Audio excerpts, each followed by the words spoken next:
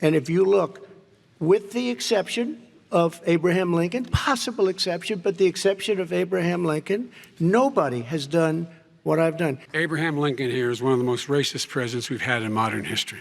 He pours fuel on every single racist fire. Every single one. The trouble with what you just saw is that the Republicans are the party of Lincoln, as they're very quick to point out. Lincoln was a Republican, and Ulysses Grant, and Frederick Douglass endorsed Ulysses Grant for president in 1868, though Douglass himself belonged to a more radical party at the time. So how did the Republicans, founded over the abolition issue, become the party that refused to put Harriet Tubman on the $20 bill in lieu of Andrew Jackson, one of the founders of the Democratic Party? How did the party of Andrew Jackson, who owned slaves and infamously deported Native Americans across the Mississippi in the Trail of Tears, become the party of choice for people of color? This is the first of a two-part video series that will look at how the U.S. political parties evolved to where they are today, from the Federalists led by Alexander Hamilton and the Democratic Republicans led by Thomas Jefferson. To do this, I need to set up a quick shorthand to discuss the two sides. Because there were multiple political parties in both of these lines, I'll sometimes refer to the Republicans and the parties that came before them as the Hamiltonians, and call the Democrats and their forebears' side the Jeffersonians. I'm going to start with the Hamiltonians because, hey, gotta start somewhere. Welcome to the present. We're running a real nation. Would you like to join us? Or stay mellow? Alexander Hamilton was more than just the protagonist of a perpetually sold-out musical. He was the founder of a political tradition that continues to this day, and actually, Hamilton's opinions might be more familiar to the modern Republican Party than some of the other Hamiltonians will highlight here. Hamilton was probably the least democratic of the Founding Fathers. At varying times early on in the Constitutional Convention, he suggested things like an elected president for life, or that the senators should also hold their positions for life. The unironic supporters of King Trump in the latter day would think this was a pretty cool idea as long as it was the right person getting that power, and that's always the trick, isn't it? But where Hamilton really set the tone for his political legacy was in his emphasis on business and economic growth. His reports on the public credit, a national bank, and report on the establishment of a mint as Treasury Secretary established a number of principles that would be Hamiltonian doctrine for a really long time. In short, making things good for the merchant class in the country and wedding the business of government with the business of business. It starts with Federalists of Hamilton himself. In a word, their ideology could be called authoritarian, and that came from the mercantilism that was prevalent in that time. Mercantilism was more cutthroat than capitalism on matters of international trade, seeing trade as a zero-sum game where there were winners and losers, rather than the view pioneered by Adam Smith that said comparative advantage meant both parties in a trade could benefit from it. The authoritarianism of the Federalists hit its peak with the Sedition Act of 1798, which criminalized false statements critical of the U.S. government, a flagrant violation of the First Amendment that was used to imprison Democratic-Republican newspaper editors, among others. The backlash from this law was what helped bring the Federalists down into defeat in the 1800 election, and launched a long, slow decline that finally ended around 1818. Not helping matters was that federalism continued its affinity for the British, even through the War of 1812, which of course helped discredit them. For about 6 years, the Hamiltonian side was a non-entity during a time my high school history textbooks called the Era of Good Feelings, a period when U.S. politics were briefly nonpartisan, to the point that James Monroe ran for re-election basically unopposed in 1820. Today's Tom Sawyer, he gets high on you, and the space he invades, he gets by on you.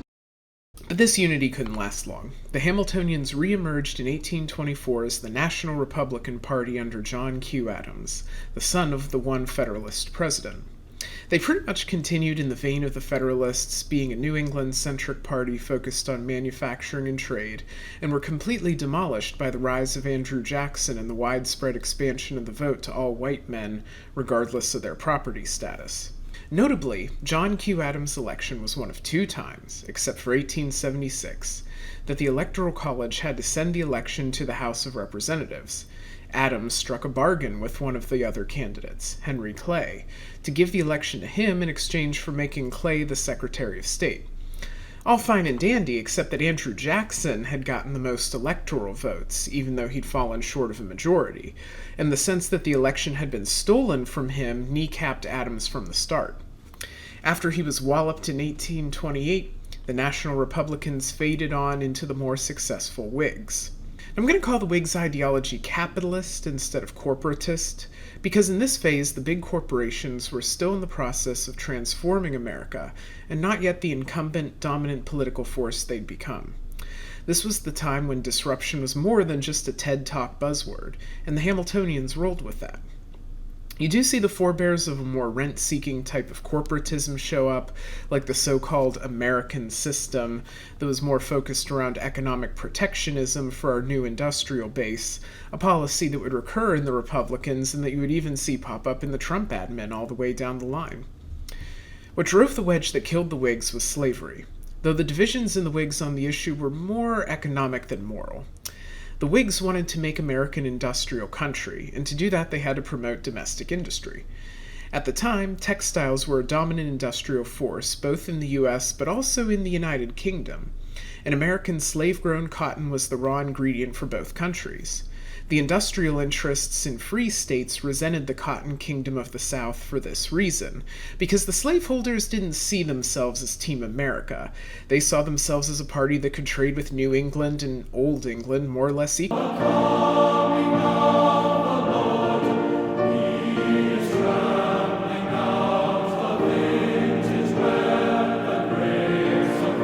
Enter the cause of abolition. The moral imperative to end slavery had grown and grown in the U.S., in some cases championed by freed black leaders themselves, in others by pragmatic poor white farmers who didn't want the competition from slave labor, with idealistic, moral crusading white abolitionists in between. Either way, the clarion call of abolition reached its crescendo right as the Whigs began to buckle over the slavery question, and so the Republican Party was born between the abolitionists, both the pragmatists and the moral crusaders, and the northern industrial interests, who wanted to see the power and autonomy of the Cotton Kingdom reduced. So like with a lot of our political parties before the Civil Rights Movement a century later, this was an alliance of convenience. The Lincoln era could be called classical liberalism from the marriage of the abolition cause with industrialism. Free men, free markets, could basically sum up the position of the Republicans from their founding in 1854 till about 1877 and the end of Reconstruction. This was the first political coalition to welcome black Americans, and would be the last until Franklin Roosevelt began courting the African American vote in the North. It was slavery that brought the industrialists together with the abolitionists and later the freedmen, and it was the backlash to Reconstruction that brought an end to the classical liberal coalition. After the hotly contested election of 1876 was thrown to the U.S. House, and Rutherford Hayes traded black rights for the presidency, that was it for black America in mainstream U.S. politics for the next 60 years. In the next phase, Southern Republicans would go through the Lily White movement, that would slowly remove black politicians who rose up in Reconstruction from positions of authority in the party.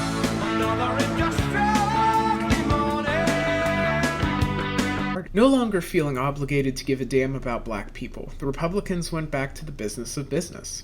While the Whig Party that preceded it could have been called capitalist, now with the Civil War win under their belt, the industrialists were in the driver's seat for the national economy, and were focused on protecting their power, so they could be called a corporatist party.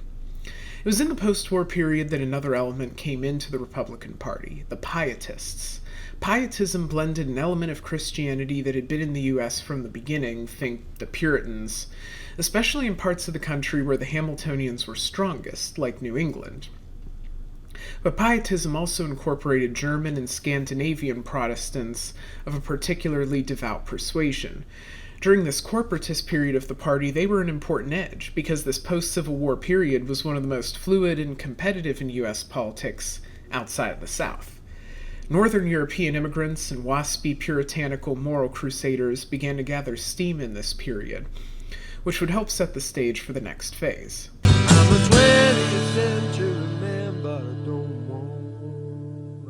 wanna be. The shortest period in terms of years in this video is also one of the strangest. It's the least consequential to the evolution of the Republican Party. It's more a blip on the radar of how the GOP evolved. But it does lay the groundwork for the evolution of the modern Democratic Party, due to how the story of the progressive movement ends. But I'm putting the ending before the beginning, and the beginning came with an anarchist's bullet. Nope, I'm still not back far enough. It came to the fore in the New York governor's mansion. Teddy Roosevelt was a forceful, progressive governor of the state, and this earned him a lot of enemies. William McKinley's vice president Garrett Hobart died in 1899. As the newly minted governor of New York, TR was the thorn in the side of the Republican political bosses whose machine dominated New York politics through corrupt favor trading. A New York political boss wanted the troublesome governor booted upstairs, and the best way to do that was to take advantage of the new vacancy in the vice presidency with the 1900 election coming up. Roosevelt didn't want the job, but Teddy was a team player and said he would take the job if the 1900 GOP convention foisted it upon him. McKinley wasn't pleased at the prospect, and McKinley's campaign manager was outright hostile to it. But the party bosses outmaneuvered their own president, and despite what both Roosevelt and McKinley would have preferred, TR was the new vice president. Now the anarchist bullet comes into play, when Leon Czolgosz killed McKinley in 1901. And so Roosevelt spent less than a year in the job he didn't want before he got the job that nobody ever intended him to get. The solid corporatist William McKinley was replaced by the meddlesome progressive, and so the progressive era for the party began. The governing principle of Roosevelt's style of progressivism was fairness, hence his famous square deal for every man, a good deal for labor and a good deal for capital. His version of progressivism couldn't be called leftist for this reason, though it shared a lot of attributes with social democracy and wouldn't be totally foreign to progressives of the modern day. TR was followed by William Howard Taft, who was more progressive than history lets on, but similar to how Roosevelt has a specific view of progressive that wasn't necessarily leftist, Taft's progressive views also weighed heavily on the idea of fairness. Namely, the future Chief Justice of the Supreme Court believed that the courts should be the main arbiter of just outcomes in the U.S. Taft also wasn't very adept as a politician, and his failures to get certain policies passed are what led to Roosevelt running third party in the 1912 elections, a crucial moment that decoupled progressivism from the Republican Party and set the stage for the formation of the modern Democratic Party because of how Woodrow Wilson adopted certain progressive, and there's a big race-based asterisk next to certain here, certain progressive policies in his own election campaign. Another important piece of the story is the religious aspect. The pietists from before had found a moral crusade for the early 20th century, demon rum. That's right, the Prohibition movement in the US could be called progressive in part. And now this is like a hugely complicated part of US political history from an ideological perspective. A lot of different forces came together for Prohibition, ranging from moral crusaders, scientific progressives, feminists, industrialists. Even the Ku Klux Klan was pro-Prohibition. Nowadays, of course, the Prohibition is used as the poster child for busybody moral conservatism that does more harm than good. But part of this moniker is due to a lack of context.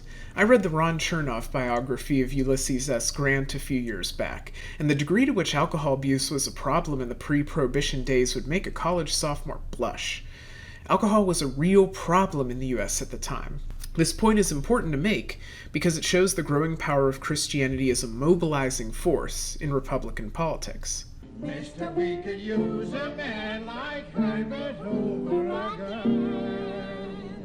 The fracturing of the GOP in the 1912 election via TR's run with the Bull Moose Party was the beginning of the end for the progressive cause in the party, but a red flag raised half a world away in 1917 finished the job. The rightward lurch of GOP politics in the 1920s was not solely due to the Red Scare brought about by the success of Red October in Russia, but the xenophobia that settled on the US after World War I certainly wasn't helped by it. The death and destruction wrought by World War I was pretty significant for the United States. 100,000 dead, 200,000 wounded, so even though we did not endure the physical and infrastructure scars of Europe, we still faced similar political upheaval after the war. This upheaval also melded with a racist backlash to the massive immigrants from Eastern and Southern Europe.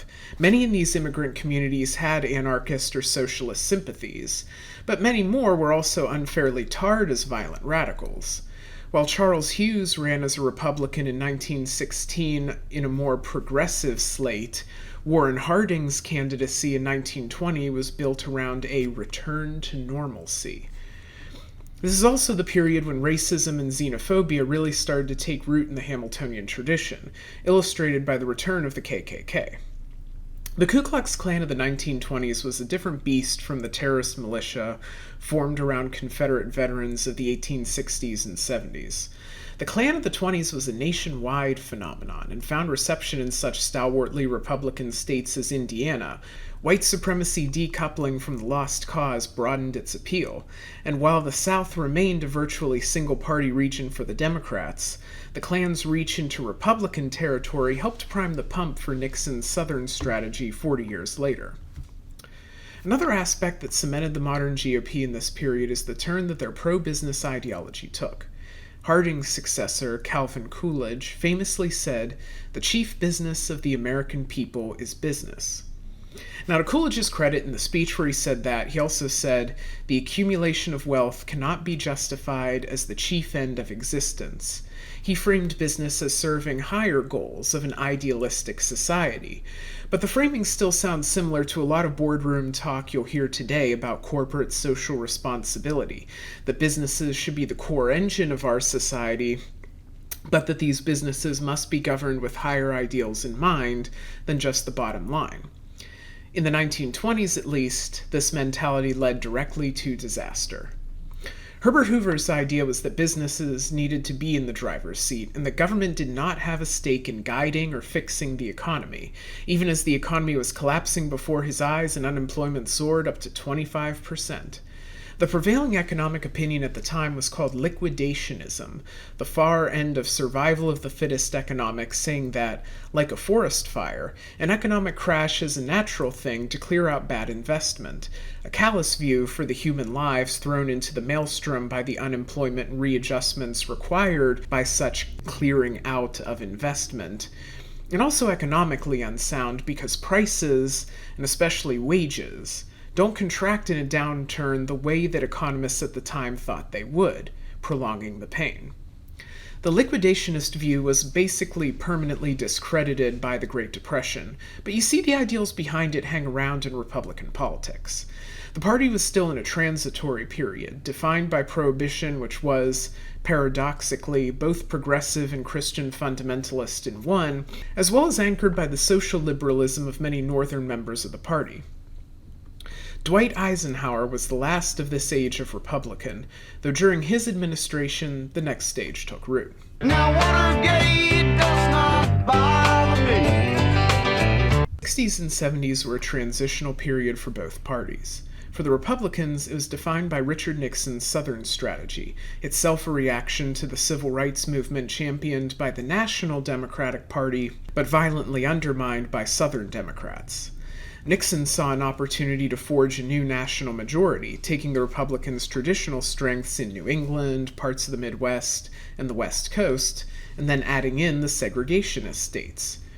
But this move was not pure opportunism. It had a basis in the growing anti-communist sentiment sweeping through the nation. Joe McCarthy's infamous communist witch hunts of the 1950s were an initiative of the Republican Party, though disowned by some of the more liberal elements of that party, and the far right-wing John Birch Society was also primarily Republican affiliated.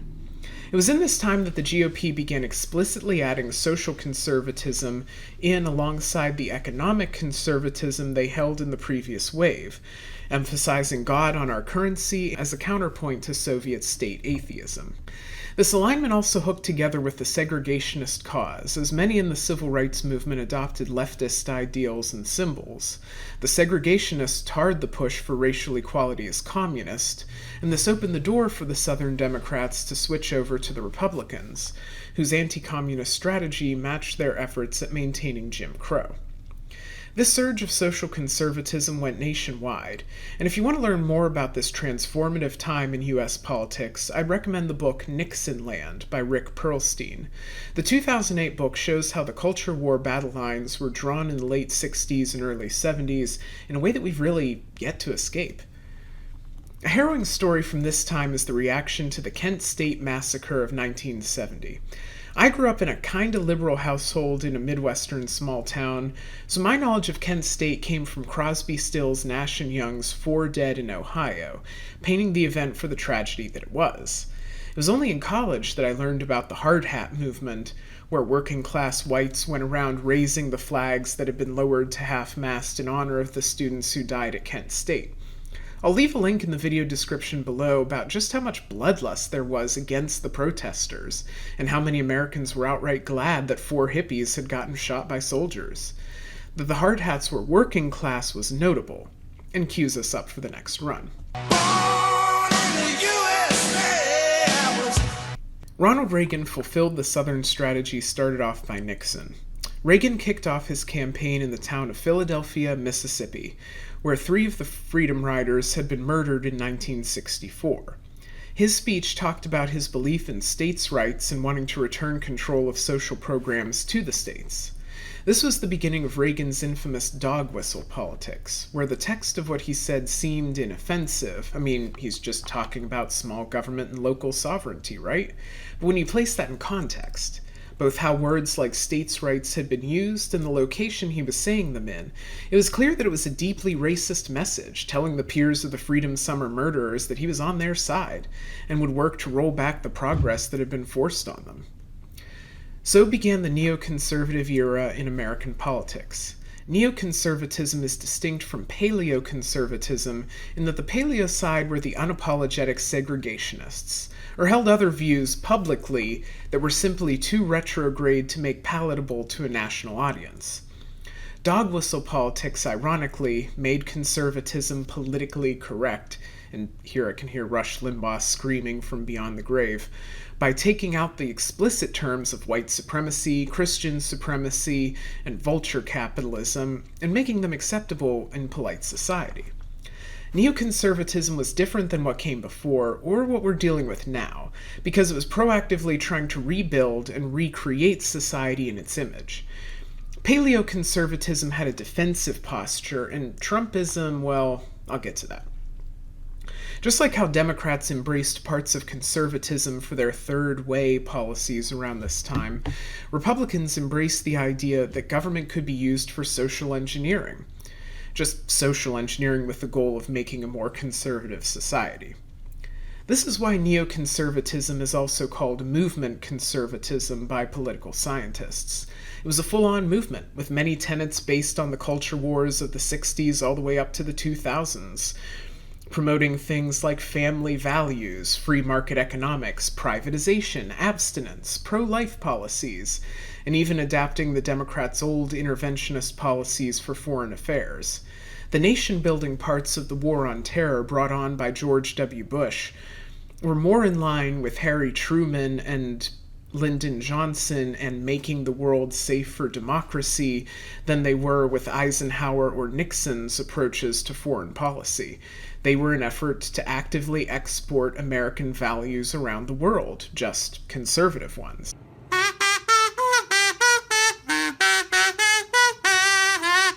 I'm running out of time at this point, so to be quick, the push to Trump came from a backlash against Iraq, making the Republicans more nativist and sort of isolationist, and more prominently against Obama, making them more overtly racist, and also stoking racial anxiety, fears of the Great Replacement, etc. Fox News craziness and dog whistles now being audible to folks other than their intended audience also meant that they lost that ability to kind of move in polite society that they could get under Reagan, becoming a party that's lower educated and more rural. Still backed by that 1%, which of course is crucial, but now the mega corporations have to be more quiet about their Republican support because it's hard to be a respectable Republican nowadays outside the bubble. In this way, the Trumpist form of republicanism could be called reactionary, No ideas, only fighting against the ideas of others. And that concludes the story of the Hamiltonian parties with the following evolutionary course: authoritarian, capitalist, classical liberal, corporatist, progressive, corporatist again, conservative, movement conservative, and reactionary. A story of economic and cultural forces who won a battle for power and then turned malicious in their efforts to defend it. Thanks all for making it to the end. The next video should come by quicker. It is a long process of getting a new computer, new editing software this time around. And with this political piece, it kind of brings the two sides of my channel together: media analysis and political science. We'll provide sort of a framework for how the channel will work going forward. Have a happy summer, everyone.